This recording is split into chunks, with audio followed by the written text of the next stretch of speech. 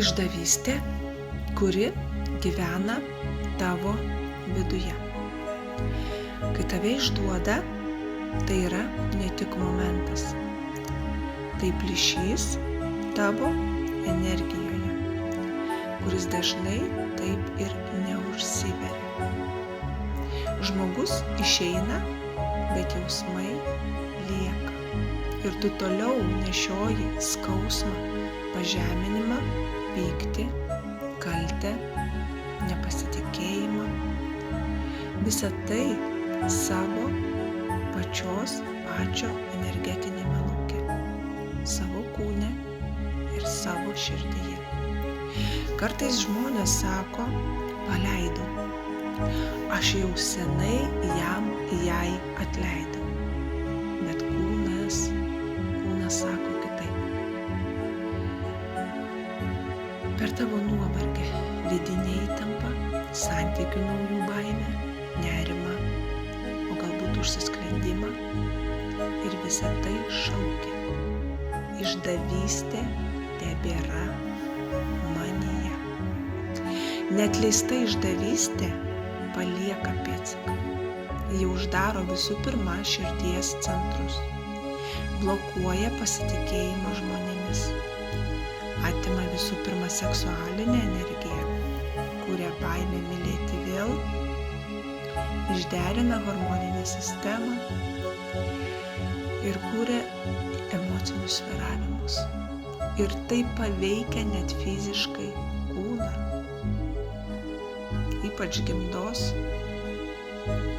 pačią gimdą, širdies sritį, net paliečia skrandžio zonas, kai mes kartais galvojam, kad taip skaniai pavalgėm, bet tu nejauti to malonumo. Tai paliečia daugelį organų. Ir jei to neišvalome, tu vis dar maitini visų pirma tą žmogų, su kuriuo tu įvykdei išdavystę. Tu vis dar esi ryšyje su tuo žmogumi ir tu vis dar atiduodi tam žmogui savo gyvybinę energiją, nors jis ar ji jau senai nebėra tavo gyvenime. O svarbiausia, tu neįsileidi naujos meilės, nes siela sako, man vis dar skauda. Išdavystė tai kaip energetinė žaizda, atvira žaizda. Ir ji negyja laiku, ji gyja valymu. Kada suvokiama ir tai gali eiti per suvokimą, per verkimą, per atleidimą, per paleidimą. Tik taip tą reikia padaryti energetiškai ir tą grandinę nutraukti ir tik taip gali sugrįžti į save.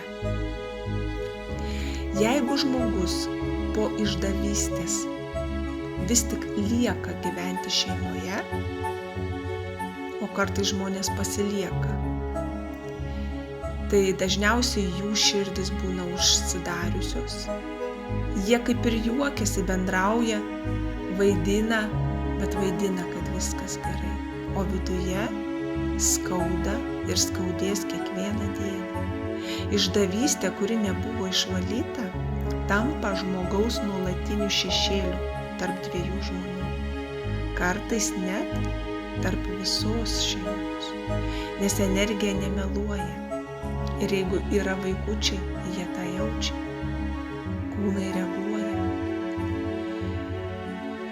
Dažniausiai šeimose po tokių išdavysčių išblėsta intymumas, atsiranda distancija, to norim ar ne, atsiranda šaltumas ir kartais jau tylūs priekaištai. Jeigu žmogus lieka šeimoje po neištikimybės, bet neatleido, neišvalė pykčio, neatstatė pagarbos, negrįš tikrumas, tuomet gyvenimas tampa vaidybos scena, o ne mylinčių žmonių erdvė. Ką tai daro žmogui? Kūnas pradeda vis tiek reaguoti, norime to ar ne, kartais net ir ligomis. Kaip ir minėjau, širdies centras čakra užsidaro. Visada dažnės nuotaikų svyravimai, visada atsiras ir bus jaučiamas nuolatinis nuovargis, ir visų pirma apie pilnavertį seksualinį gyvenimą jau mes nebegalime kalbėti, nes jis nebebus, kas buvo.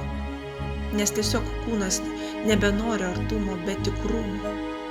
O blogiausia, kad jeigu tą mato vaikai ir sugeria tą, jie tiesiog išmoksta to, matydami tai, nes meilė reiškia kentėjimą pagal juos. Šeimoje turi tylėti ir kentėti. Motina ar tėvas turi likti nelaimingais, kad viską išlaikyti, atlaikyti. Ir šis modelis kartosis iš kartos į kartą. Jeigu to nesuvokia suaugę žmonės, kad tą reikia sutvarkyti, po savęs nepalikti, o išvalyti. Ir lieka tik viena išeitis. Kuo skubiau valytis, kuo skubiau gydytis, kuo skubiau energetiškai paleisti ir atleisti.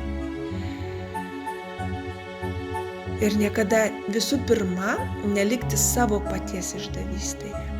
Nes kai žmogus lieka po išdavystės, bet pats save kasdien išduoda tylėjimu, jis tiesiog miršta lėtai. Energetiškai, emociškai ir giliai. Tai aš už tai, kad nemirti, o gyventi, bet atleidžiant, ne žodžiu, ne apkabinimu ir ne dovanomis, energetiškai. Energetiškai yra labai svarbu nutraukti. Tikiuosi, kad suprasite, tikiuosi, kad išgirsite ir tikiuosi, kad paliesiu tuos, kuriems šią sekundę to labiausiai reikia. Laukiu jūsų.